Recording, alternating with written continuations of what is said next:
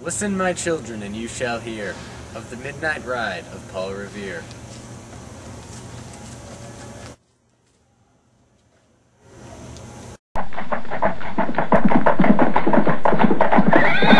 Quick! The regulars are coming out!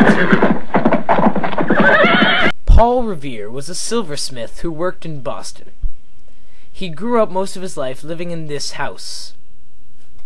As a silversmith, Revere made many things, such as the Revere bell. And perhaps the most important job was working as a messenger for the Sons of Liberty. And this is how Revere came upon his most famous ride. The question is, how did he go about this? That's a great question. His route was the direct route to Lexington.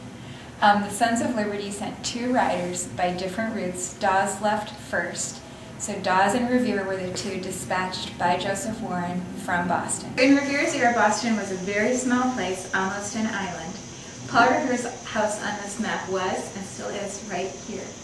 The quickest way to get to Lexington, which was where Revere had been asked to go, to alert Samuel Adams and John Hancock that they were thought to be in danger of being arrested by hundreds of British soldiers moving from the city in their direction.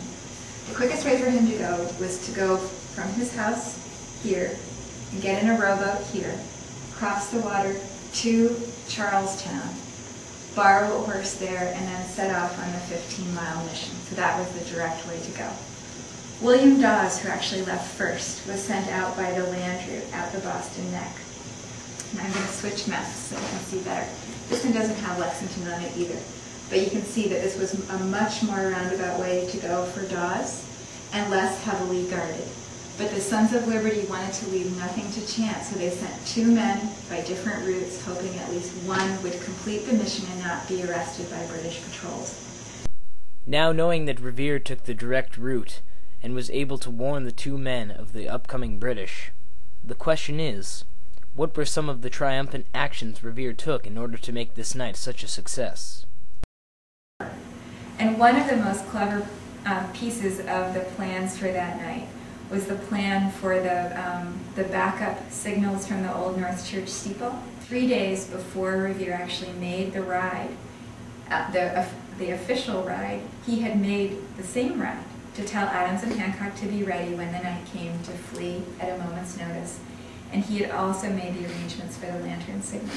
So Revere had told his friends in Charlestown to be watching night after night for lantern signals. And those men knew the code. If they saw one lantern, they would have known that the British regulars were moving out that night by the land route. And as you know, there was only one land route out of the city at that time.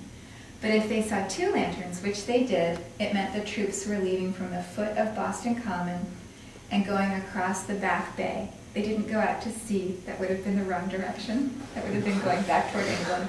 They went across the back bay or the Charles River to Cambridge.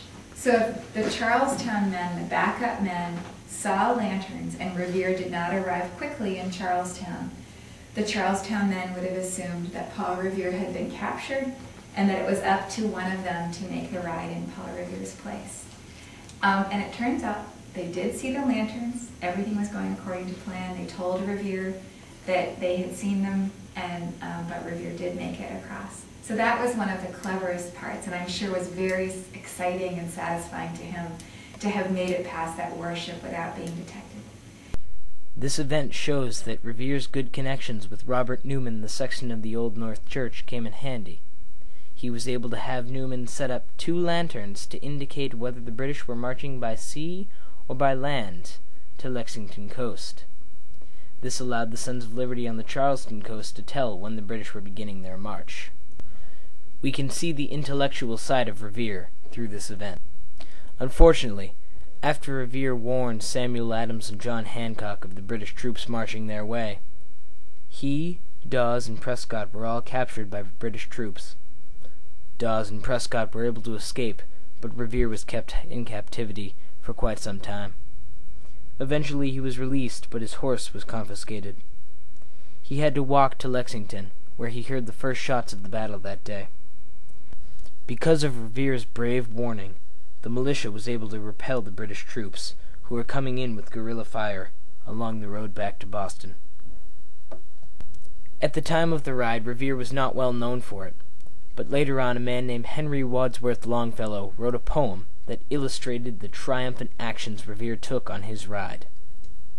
Although parts of this poem were inaccurate, it shows that the spirit that Revere had reflects throughout all Americans. We can see this throughout parts of the world today. People still remember Paul Revere for the actions he took that night to save two men that were very largely important to our country. And that poem, Paul Revere's Ride, eventually became a smash hit. Everybody wanted a copy, kids were memorizing the whole thing and reciting it in schools. And it was that very catchy poem that transformed this little-known figure in American history into a gigantic symbol of patriotism. And that image, that idea is so dear to Americans' hearts that anyone can do something big. That's what people love to believe in our country. Anybody can. And Longfellow really captured that idea.